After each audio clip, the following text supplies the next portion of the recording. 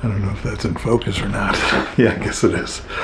Well, anyway, greetings everybody. I've been kind of busy here lately, so I haven't had time to do much video-wise.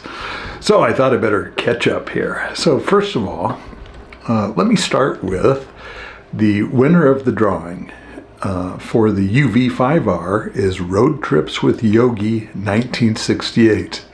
So Road Trips with Yogi 1968, congratulations. I will send that radio your way. Drop me a line to george@jumpingoffthecliff.com and with your shipping details, and we'll get you taken care of. So speaking of drawings, it's really a bit of a chore for me because I have to copy everybody's YouTube usernames out of the comments into a spreadsheet, which I then read into a computer program and select somebody randomly to win.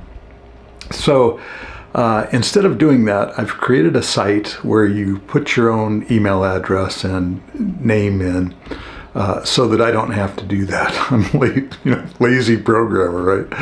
But anyway, the only way to access the site is by clicking a link in the video description. So make sure and look in the video descriptions for the link to click to enter the drawings. And speaking of drawings, I've got a new one, and I'll put a better image of this up because I don't think I can get it all in here. But this is a new book from Beth Ann Keats and Alan Springer. It's the Burlington Northern Santa Fe Railway Heritage book. It's in that series of books that they do. And Beth Ann has been kind enough to sign this. So it's a signed edition of the new book, and they're just gorgeous. The photography in them, there's history in there. It's just a really nice book. So if you're a fan of the Burlington or the Santa Fe or the Burlington Northern Santa Fe, make sure and enter. So expand that description, click the link, and you can enter this drawing. The other thing is that people had asked me, and I had mentioned this a long time ago, that people are very kind and let me know that if I'm in their area to, give them a shout and we'll go have coffee or something. So to make that easier for me to keep track of, because I never remember, and I feel badly about that because my subscribers, you guys are great. So I also created a place to enter those kinds of details, and I'll put a link to that as well. When you enter a contest, one of these contests, it will take you to that page if you haven't entered contact information. You don't have to enter it, but you can at that point. But otherwise, you can also click the link in the description to go to that contact info entry page if you like. But anyway, it makes it easier for me, so I'll try and remember to look. When I'm in a city somewhere, I'll look and see if there's somebody that I should be calling on. So those are kind of my two news things: new contest and a winner. The other one, which I'm sure you saw the clickbait, the legal troubles. So let me go back and refresh you that I got a ticket in the mail from the Canadian Pacific Railroad, and they charged me with trespassing, which is kind of hard to get a conviction for when you weren't there, right? So I called an attorney to see what it would cost to have an attorney, advise me on this, because to me this should be something relatively easy to defend. And I just wondered, well, the attorney was kind enough to explain to me that I'm out of my mind to try and get an attorney for something this minor, that the expense, and she started at $2,500. So the expense is way too much. But in that consultation, she was kind enough to, and intrigued enough by, the situation, that she was kind enough to give me some advice on how she would do things. And she told me basically, you should plead not guilty because the amount of the deposit that they're wanting you to put down to plead guilty that you would forfeit is more than the maximum fine allowed under Wisconsin law. So she said, I think you should just plead not guilty and go through the process so that you can see what it's like and you know what it is. And she said, and I don't want to go into any more detail than that on what she told me to do, because I'm pretty sure that I would not be convicted. So I don't want to give them, in case they, go forward, I don't want to give them any ammunition here. But here's what happened. So I pled not guilty via the mail and never heard a word. So finally I called over there and they said, we don't have any charges against you. Oh, great. Well, the charges just got there late. So they ended up entering my plea by mail that I had sent in, not guilty.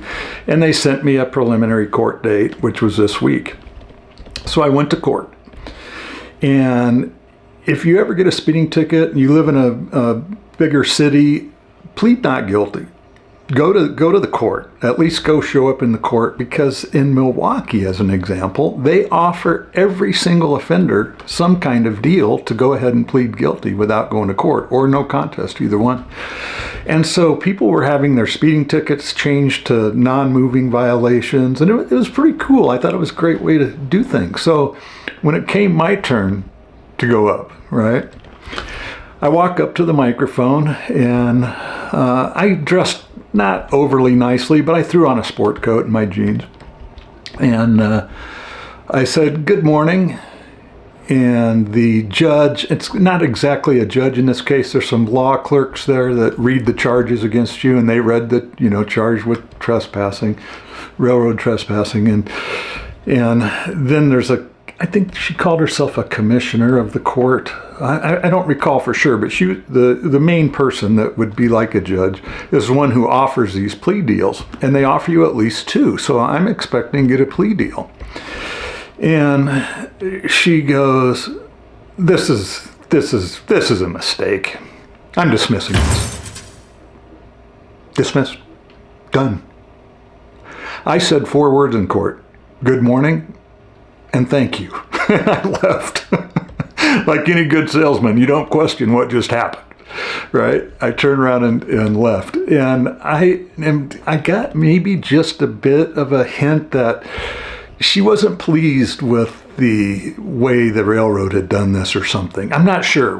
There was just something I picked up in that. So anyway, I'm hoping that I never hear another word of it. But that could change in a heartbeat. That's just up to them. But at some point, it becomes harassment to keep chasing after you over something as minor as this. So I'm not sure if it'll ever show up again. It might. You never know. Whatever happens. But at least I do have an understanding of what my rights are in if this were to go to trial. And in Wisconsin, you can request a jury trial for these minor things. They charge you $36 to have a 6-person jury. And I would definitely, spend that money. Having been a juror myself, I would. In fact, I was a foreman on a jury one time. And I would definitely spend the money to have a group of people, because I think it would be very difficult to get a conviction in this particular instance. If somebody yanked me off a train, that's a different story. But trying to use someone else's video, that doesn't work. Very rarely is that going to actually work, I don't think. So anyway, we'll see how this all goes. But for the time being, my charges have been dismissed. Anyway, thanks for watching. I will have a last episode of my favorite hops. And then hopefully, fingers crossed, the weather will be a little bit nicer, and I'll hit the rails. In fact, I'm going to, regardless of as long as it's not horrible. I am going to definitely get some writing in. But anyway, take care, everybody, and thanks for watching.